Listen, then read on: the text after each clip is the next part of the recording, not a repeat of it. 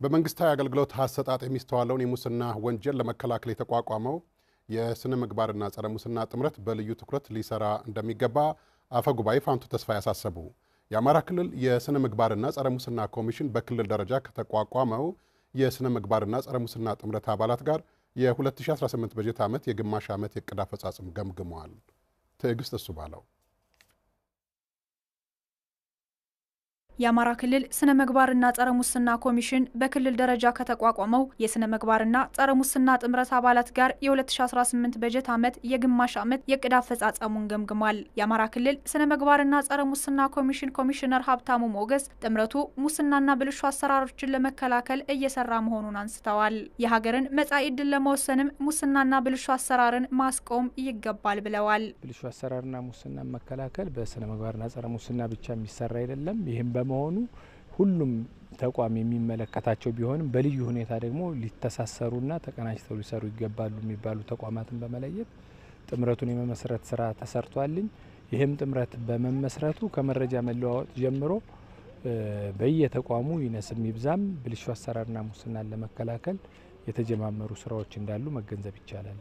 አሁን ባለንበት ሁኔታም በብዙ አካባቢዎች ሙስናና ብልሹ አሰራር እጅ መንሻ የመቀበሉ ነገር ይታያል። ይህንን እያረሙ መሄድ ከተቻለ ችግሩን መፍታት ሀገር ማበልጸግ ይቻላል።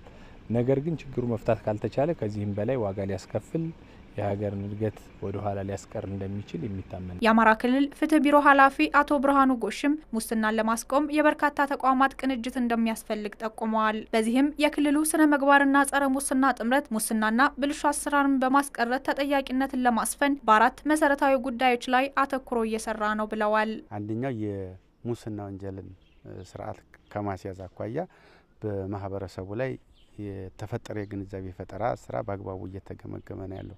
ሁለተኛውና ቁልፍ ጉዳይ ደግሞ የብልሹ አሰራር ለሙስናና ለብልሹ አሰራር በር የሚከፍቱ አሰራሮችን እየፈተሹ ማስተካከል ነው። ሶስተኛው የተመዘበረውን ሀብት ማስመለስ አለበት። ጥምረቱ እየገመገመ ያለ ይሄ ነው። ወንጀል ፈጽሞ ከወንጀል ፍሬ ነገር የሚከበር የሚጠቀም ሰው መኖር የለበትም።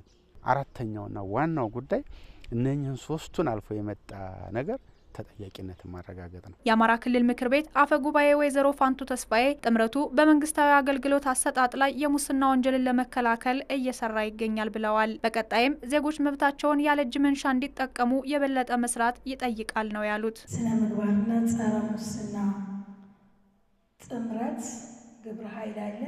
ይሄ ግብረ ኃይል የራሱ እቅድ አለው። እቅዶችንም ማስተዋወቀናል። እቅዱን መሰረት ተደርጎም ስራዎች እየተሰሩ ነው።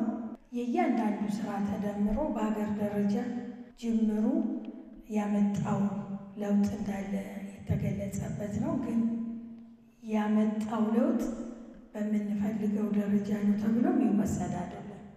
ዜጎች የተሰጣቸውን መብት እንዲጠበቁ ለማድረግ በክልል ደረጃ ያለው ግብረ ኃይል የበለጠ መስራትን ይጠይቃል። በክልሉ የተቋቋመው የጸረ ሙስና ጥምረት በክልሉ ያሉ የፍትህ ተቋማትን ያካተተና ብልሹ አሰራርን ለመግታት በማለም የተቋቋመ የተቋማት ጥምረት ነው።